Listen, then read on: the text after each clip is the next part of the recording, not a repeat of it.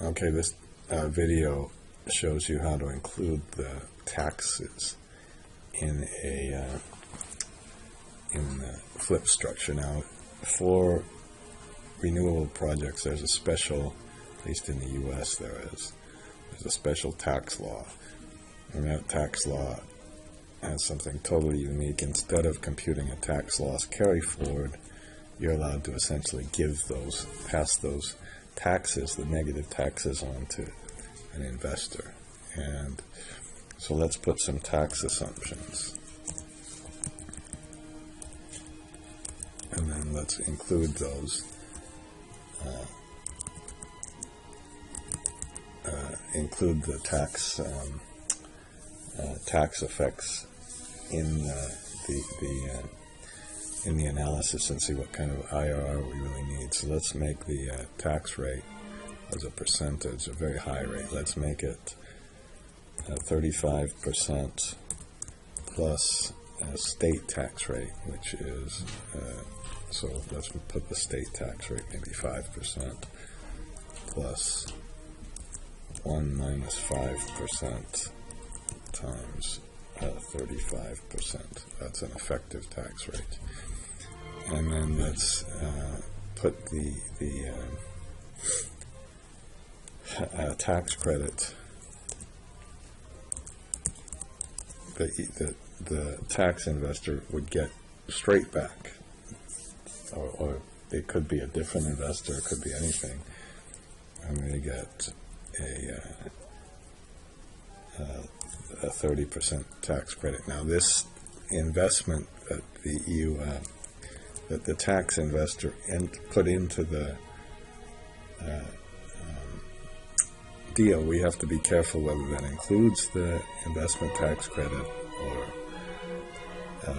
doesn't include it, because the tax investor could put, let's say, 100% in and then get 30% right back, so he just really effectively puts 70% in. Perhaps we'll do it like that just to make it clear. And then let's put the tax life, the tax depreciation rate rather, and to get the tax depreciation rate, let's put a tax life and a declining balance factor. And I think the tax life on this has been changing. At one time they allowed 1 year. Let's put a 5-year. Whoops, shift control 1. Let's put a 5-year. And then for the factor, let's put 1.5.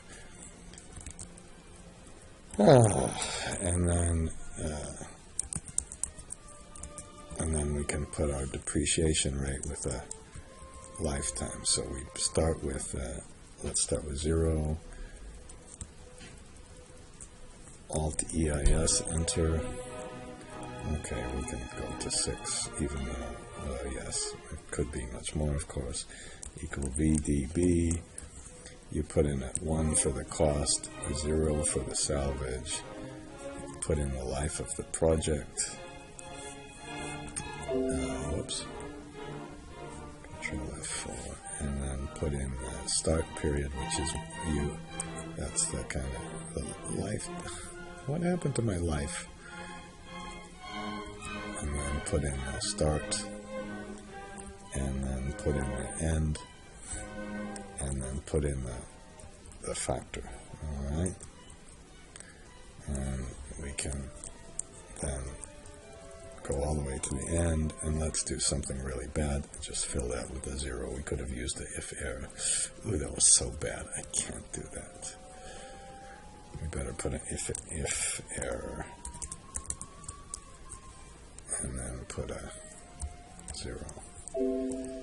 That was just so bad form, what I just did. We cannot do that. So now we have our pre-tax cash flow and our pre-tax IRR. Let's put our first. Let's put our tax credit in.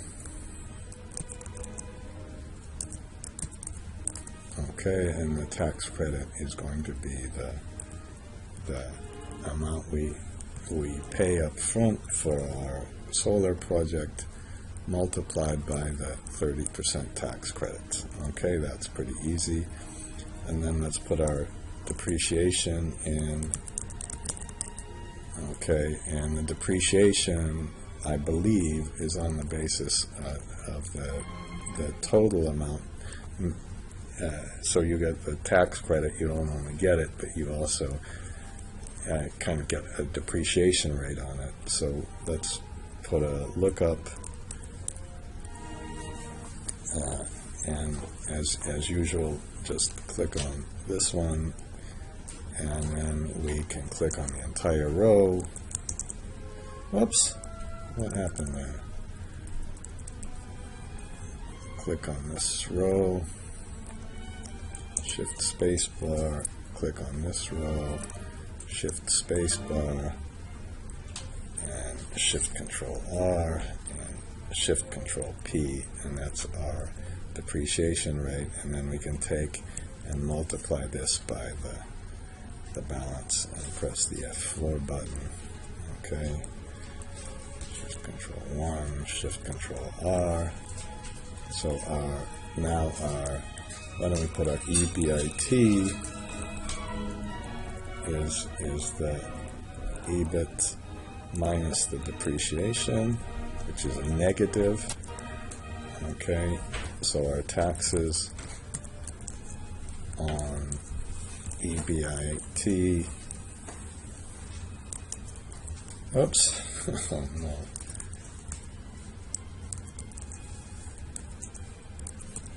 Sorry about that. Those taxes, let's put in our effective tax rate and compute our EBIT and multiply it by the tax rate. What did I do wrong? Okay. No. I'm just making the video. Good. I'd like to know what I did wrong. Shit. What did I do wrong there? Sorry about that. Let's compute the after-tax cash flow. So we've got the taxes on an EBIT, we've got the tax credit, and now we can compute our after-tax cash flow. And that after-tax cash flow is simply the amount we spend minus the tax credit for the first year. And whoops. We better make that a negative, so why don't we make it the minus of how much we spend plus the tax credit. And then in the future years, it's the pre-tax cash flow minus the taxes, which are negative in those first years. And then, so now we can compute our project IRR. After tax. Okay, and that is it's just the IRR on this line, and now that goes all the way up to 12%. So you can see that the tax credit made quite a difference. Now, if we're satisfied, and you can even see that. Well, before we do this, let's put the sources and uses of funds together. So in our uses of funds, we can first put our capital expenditures. I suppose you could get in some kind of argument whether the tax credit is some kind of source or use of funds, but let's put less the tax credit. To me, it might be like a supplier discount. Other people will say, oh, no, put it on the source of funds. I think it makes a big difference. And then we have our total uses. Now, for the investor cash flow, we have to be a little careful. Let's say the investor puts up, we want the first investor to use the cash. So his true investment is going to be 70,000 times the 80%, just like we did. But then, since he gets the he gets all the tax credits.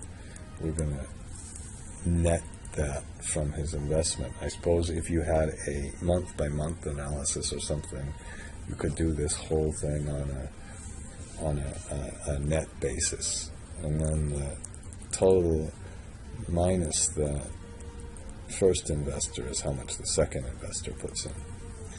So now let's look at, and then we have the same balance as we had before, and this time we'll just change in our cash flow waterfall. Let's just make this after tax cash flow. Now, if there's interest and